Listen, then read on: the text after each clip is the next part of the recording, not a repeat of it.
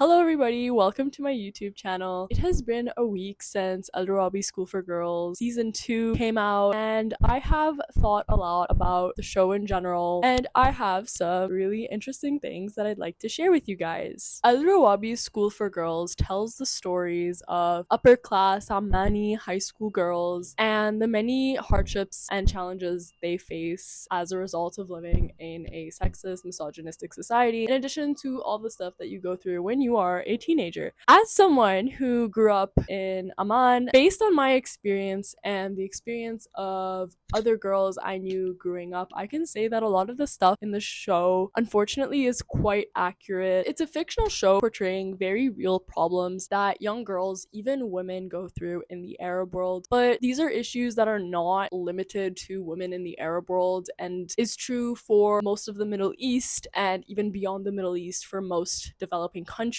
It tackles a lot of issues such as honor killings, domestic abuse, bullying, toxic gossip culture, the stigma and taboo that we still have around mental health, sexual assault, self-esteem issues, and corruption. I think this show managed to raise awareness and initiate discussions around these very taboo subjects. But something else that came out of the show that was quite interesting, especially around season 1, I haven't seen this yet for season 2, but it might come out. There is a question of who is the mean girl. Is it Layan or Tasneem? Because they're basically bullying, picking on other girls and like excluding them. Or is it the outcast group who go up against the mean girls that are in the school? And after giving it much thought, I have come to the conclusion that actual villain or mean girl of this show is not a character, but the cultural and societal norms that harm women. All the issues I mentioned earlier that were talked about in the show are the consequences of sexism and misogyny, not the causes of it. And that is because the causes are much more abstract and so much more difficult to understand and explain. And because they're more abstract, it's a little harder to portray it in a TV show, but they are still portrayed subtly throughout the show. And I think it's important to understand and talk about what these social constructs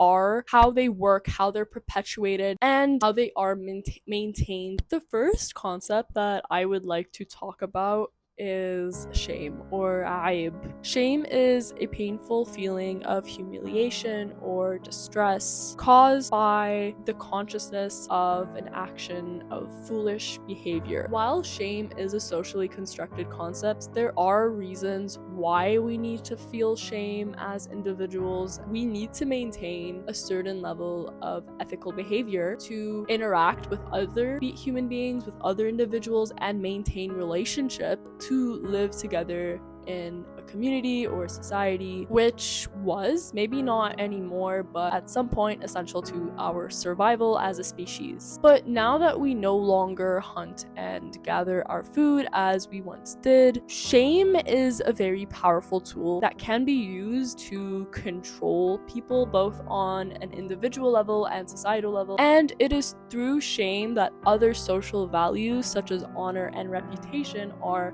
maintained. To add on to the definition of shame or aib, this word could be used interchangeably in Arabic with the word haram, which refers to what is forbidden in Islam or in religion. If you do something wrong and someone tells you that's haram, it feels easier to brush off and forget about it. You don't feel as bad, brush it off easily. However, when someone tells you aib, or aib aliki, there is more emotional weight to the word. You do feel bad. Most people would think that religious norms, religious values are what dictate the Middle East, but the reality is that most of our norms and values are cultural, not necessarily religious. Of course, religion plays a very important role, but I don't think we should be undermining the cultural influences that affect us as a society. People in the Arab world live with shame from the moment they are born until the moment they die, and this is is a cultural issue, not a religious one. Shame is an emotion that is being weaponized towards women to either maintain one's honor or completely ruin another woman's or another family's reputation and honor. And this is something that is clearly shown in the show as someone who has been shamed a lot because, we're women and it just happens. It can be quite triggering to watch the show and see how other girls are being shamed. And if you're a girl watching it, you've probably been in the same situation. Not only is shame present all throughout the show, but also surrounds the show itself. The amount of controversy and denial around the show itself shows how ingrained feelings of shame and reputation are within Arab societies, or maybe specifically Jordanian society. We basically observe the show and the directors being shamed for portraying gender issues out of fear of distorting Jordan's image in the eyes of other countries. The second issue that is raised within the series is internalized misogyny. I believe that internalized misogyny is the biggest mean girl of this show. If there were to be 3 mean girls to the show that were societal constructs, it would be internalized misogyny as the queen bee, and then you'd have shame, and then cyclical violence, which we'll talk about, as the sidekicks. I think that by having a largely female cast and focusing on female relationships, they really focus on the internalized misogyny that exists amongst women. And so some of you guys might be thinking, well, women can't be sexist, women cannot be misogynistic. And the thing with internalized misogyny is that internalized misogyny is when women subconsciously project sexist ideas onto other women and even onto themselves. But it is a big problem because it is the easiest to gloss over. No woman would ever want to consider themselves to be an internal misogynist. It's very hard to, as a woman, acknowledge it. And this sort of tendency of glossing over internalized misogyny is present all throughout the series. For example, in season 1, from the first episode, you can see that Maryam is clearly a feminist. She's got feminist posters up in her room. Her mom is a working mom and her father was making dinner for the family. She is a feminist. I would assume that she was a feminist. Yet throughout the show, she takes advantage of this misogynist system to hurt other girls like Layan and Ruqayya and Rania. She basically takes advantage of the internal misogynist that exists within everyone and weaponizes it to hurt the people who have hurt her. She weaponizes honor to take down these girls. Like I said, it's a very complicated issue to tackle. You can't blame women because in misogynist societies, young girls are basically shamed and degraded and devalued for existing, for having ambitions, for wanting to be different, for wanting to do almost anything. And as a result of constantly being degraded and devalued and shamed, they end up hurting other women and even hurting themselves unknowingly, despite the fact that all women in society are facing the same problems. Honestly, I could probably make a whole video on this topic because there's so much more to be said on this issue. It's still something that exists even in the West. It's not just limited to the Middle East or developing countries. Obviously, it is worse there. It is a really hard problem to tackle because it would require everyone acknowledging the internal misogynist that lives within them. And as much as we have a tendency to pretend it's not true, pretend it doesn't exist, and gloss it over with fake feminism, women do need to acknowledge this problem. Otherwise, it's just this repeating cycle of women hurting other women, and it won't end. Speaking of cycles, the last toxic mean girl of societal issues is the cycle of violence. There are different definitions to this term, but the one I'm referring to is hurt people hurt people. The idea is that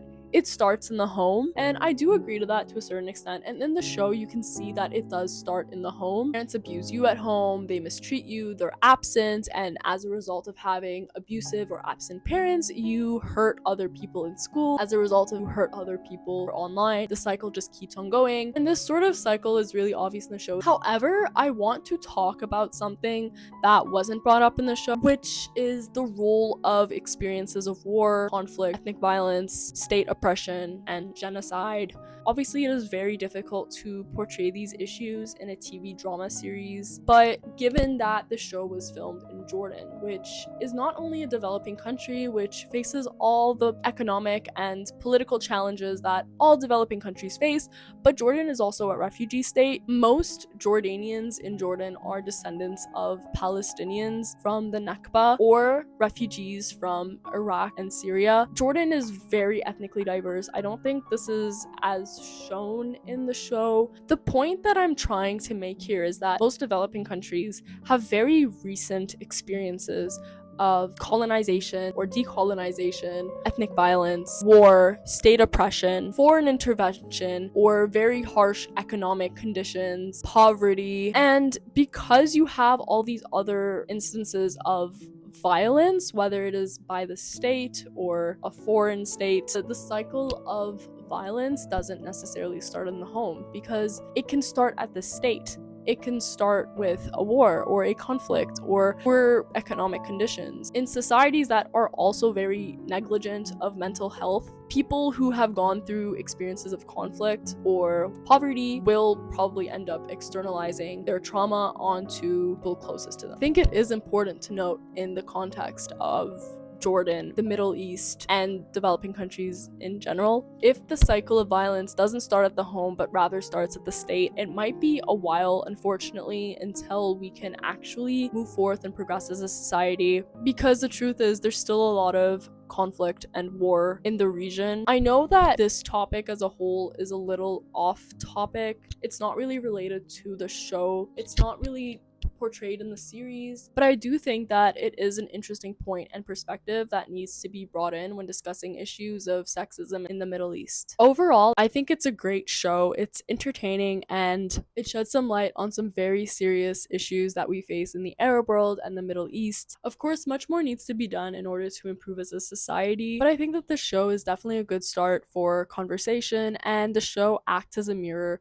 for both individuals and societies. I think that what makes this show very special and why it is so popular is because it portrays a universal experience of being a high school girl for any girl that lives in a developing country that has not been shown before on TV. Anyways, that is it for today. I hope you guys enjoyed this video. I know that there is so much more to be said on all these topics that I've discussed, but unfortunately there's only so much I can cover in one video. Let me know what you guys think about everything discussed in the comments. Thank you so much for watching this video. Please make sure to like and subscribe if you'd like to see more content like this, and I look forward to seeing you in my next video. Bye!